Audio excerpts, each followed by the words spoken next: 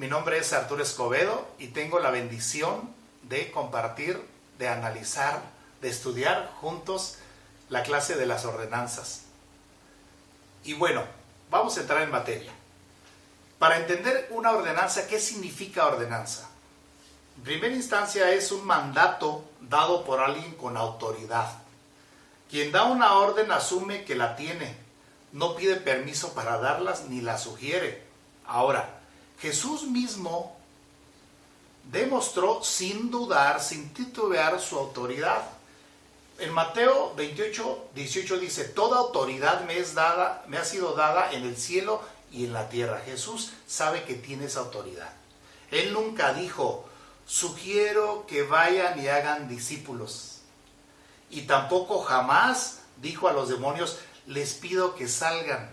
Escuchen bien. Él solo dio la orden precisa y con autoridad: vayan pues y hagan discípulos a todas las naciones, y a los demonios les dijo: salgan fuera. Es el mejor ejemplo de autoridad. De lo que hoy hablaremos, de las ordenanzas, estas ordenanzas son hechas por Jesús mismo, están escritas en la palabra y no hay excusa de no obedecerlas. Ahora, Jesús mismo dio ejemplo de ellas, de cómo hacerlo, e intuimos por la propia palabra de Dios quién debe hacerlo, con qué motivación lo debo obedecer, qué significa su semejanza, qué nos recuerda. Entonces, las ordenanzas que veremos hoy, el bautismo en agua y la cena del Señor Jesús. ¿Qué dice Jesús del bautismo? En Mateo 28:19 dice: vayan pues y hagan discípulos a todas las naciones, bautizándolos en el nombre del Padre y del Hijo y del Espíritu Santo. Hablando de la cena del Señor, Jesús dice ahí en Lucas 22:19: y tomando el pan, después de haber dado gracias, lo partió y les dio, diciendo: esto es mi cuerpo, que por ustedes es dado, hagan esto en memoria de mí. Dos ritos, dos semejanzas, dos ejemplos, dos ordenanzas que hemos de hacer tú y yo. ¿Qué es el bautismo? Comencemos con eso. El bautismo tiene su origen en una palabra griega, bautizo, y significa, esto escucha bien, significa sumergirse por completo. Aquí tengo agua, aquí tengo un personaje que puede ser tú o yo, y lo que dice aquí el bautismo es esto: sumergir por completo hasta debajo del agua, estar por debajo del agua y levantarlo, ¿sí? Esa es la manera de bautizo bíblico. Hay que decir, lo que te estoy diciendo aquí es Biblia, no son asuntos míos. ¿Bien? Ahora, ¿por qué es tan significativo el bautismo? Imagínate, piensa en esto: Jesús mismo lo practicó. De hecho, fue la manera en que como inició su ministerio. Si bien es cierto que Juan invitaba a toda aquella gente, a todas las personas, a que se arrepintieran y que como demostración se bautizaran en el río Jordán, eso no quiere decir, por supuesto, que Jesús pecó. De hecho, en Juan 1:29 dice, hablando de Jesús: el Cordero de Dios que quita el pecado del mundo. Él siempre estuvo limpio, pero más bien, regresemos a que Jesús, ¿qué le dijo a Juan el Bautista? Jesús fue quien insistió, así dice en Mateo 3, del 13 al 15, insistió al decirle que lo hiciera para cumplir toda justicia. Lo que estaba haciendo Jesús se estaba identificando, mostrándose como un sacrificio para la humanidad. Se estaba identificando a sí mismo como el Cordero que quita el pecado del mundo. Por eso se estaba sacrificando, ¿ok? ¿Quién lo debe practicar? En Mateo 16:16 dice: el que crea y sea bautizado será salvo, pero el que no cree será condenado. Pedro en Hechos 2:38 decía, arrepentíos y bautícense. Y más adelante en el 41 dice, así que los que le recibieron su palabra fueron bautizados y se añadían aquel día gente a la iglesia. Escucha bien lo que te digo. El ejercicio, el rito, la semejanza del bautismo no salva. Es solo un testimonio de fe.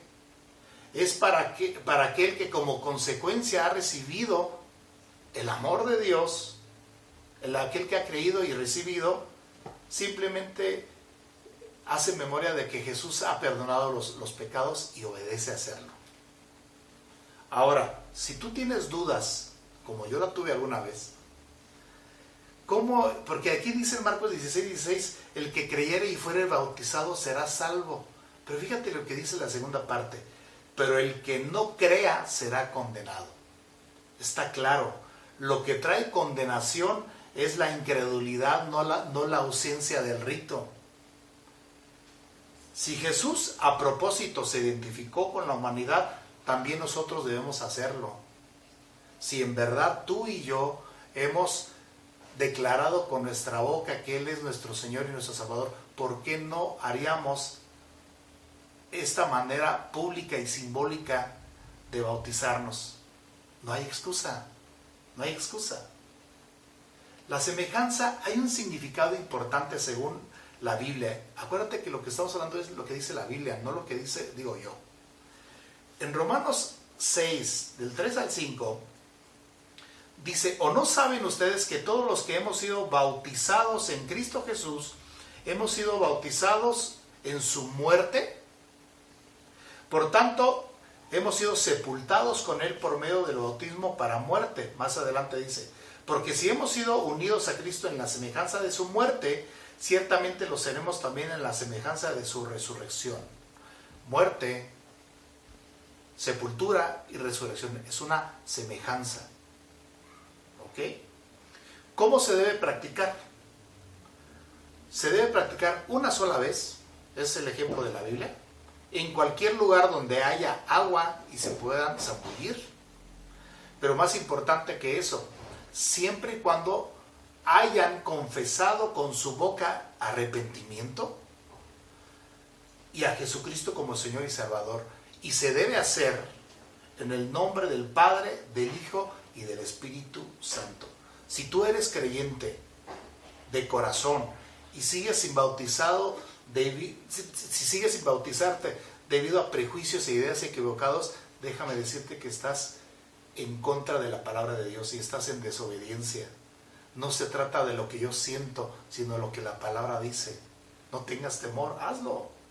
El bautismo no te hace mejor, pero sí demuestra una aspiración a una vida de mayor conciencia en Dios. En 1 de Pedro 3:21 me encanta, dice, el bautismo ahora nos salva a ustedes, no quitando la suciedad de la carne, sino como una petición a Dios de una buena conciencia mediante la resurrección de Jesucristo. Pasemos a la cena del Señor. La segunda instrucción, al igual que la primera, fue ordenada por Jesús. Jesús dijo, tomen, coman, beban todos, hagan esto en memoria de mí. En Mateo 26 al 28 dice, mientras comían, Jesús tomó el pan lo tomó, habiéndolo bendecido, lo partió, y dándosela a los discípulos dijo, tomen, coman, esto es mi cuerpo. Está hablando del cuerpo cortado, destrozado. Y tomaron una copa, esta copa, y habiendo dado gracias, la dio diciendo, beban todos de ella, porque esto es mi sangre del nuevo pacto. Otra similitud. Vean, el cuerpo cortado, la sangre de Jesús. Ahora, los creyentes somos los que practicamos la cena del Señor. Y esto es un simbolismo, es un mero simbolismo. Y nos hace recordar tres cosas. La primera, la limpieza. La limpieza de Jesús por medio de su sangre, la limpieza de nuestros pecados.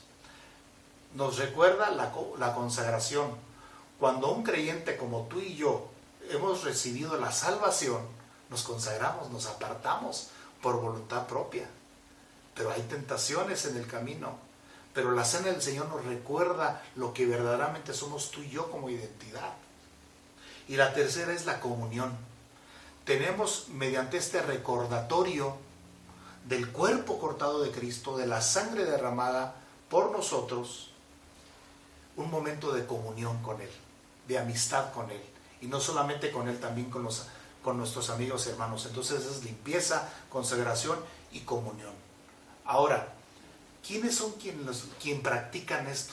La Biblia dice, quien practica la cena del Señor eran los creyentes. En Hechos 2:42 y en Hechos 27 dice, y se dedicaban continuamente a las enseñanzas de los apóstoles, a la comunión y al partimiento del pan y en la oración. En el 27 dice, el primer día de la semana cuando estábamos reunidos para partir el pan, nunca habla de un invitado externo. La cena del Señor es para aquel que ha creído en Cristo Jesús.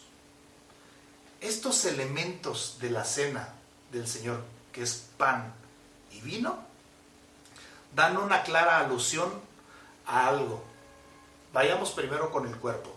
Dice que el cuerpo es el cuerpo sacrificado, molido, cortado, que era, acuérdate, ya vimos en Juan 1:29, como aquel cordero que quita el pecado del mundo.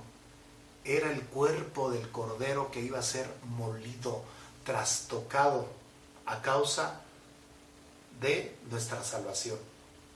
Y dice también, el vino también hace una clara alusión a un sacrificio de la sangre.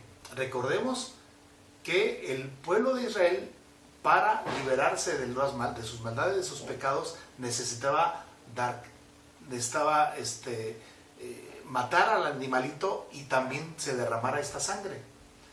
Y dice en Levítico 17:11, porque es la sangre, por la razón de la vida, la que hace expiación.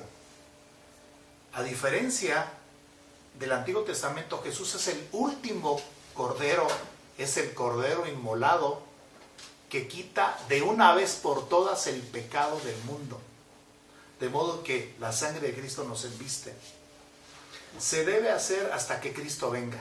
Eso es interesante. A diferencia del bautismo, que dijimos que se hace una sola vez, la Biblia nos dice en Corintios 11:25, esta copa es el nuevo pacto en mi sangre, hagan esto cuantas veces la beban en memoria de mí.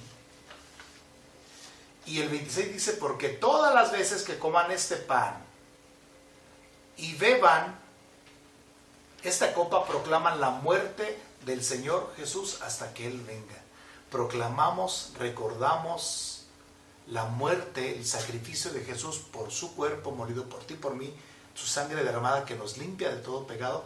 Dice aquí, tú y yo lo anunciamos. Y es bueno que tengamos esa conciencia de recordar lo que nos fue dado por este sacrificio. Y lo vamos a recordar mediante la cena del Señor. En Corintios 11:27 dice, de manera que el que coma el pan o beba la copa del Señor indignamente será culpable del cuerpo y de la sangre del Señor. Hay que hacer siempre un autoexamen de conciencia. No se trata de no hacerlo, se trata de hacerlo. Se trata de reconfigurar lo que está mal y hacerlo dignamente, con gozo. No lo hagas por culpa. Ahora, algo bien importante. No disminuyamos la importancia del bautismo y la cena del Señor a una simple práctica sentimental. Me bautizo. Voy a tomar la cena del Señor. No, señores, no, señoras. Esto es serio y requiere de nuestra absoluta devoción y creencia de corazón. ¿Ok? Es bien importante. Porque si nosotros lo hacemos de manera sentimental, estamos en contra de la palabra, que es un mandato de Jesús. Si somos los que hemos oído y creído y recibido, no debemos perdernos de esta gran bendición. Por último, ¿de qué manera voy a practicar esta enseñanza?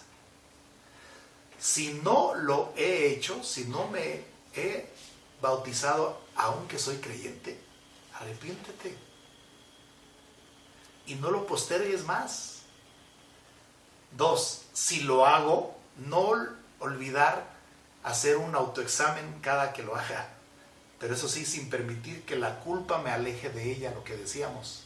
Más bien hacerle caso a la dulce reprensión del Espíritu Santo. No es lo mismo la culpa del diablo que te genera tu corazón que la reprensión amable de un Padre, del Espíritu Santo.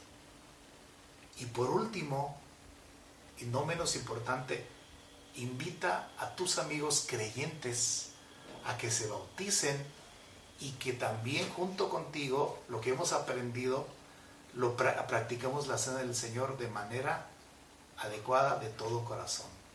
Para mí ha sido una bendición compartir esta enseñanza. Dios te bendiga mucho.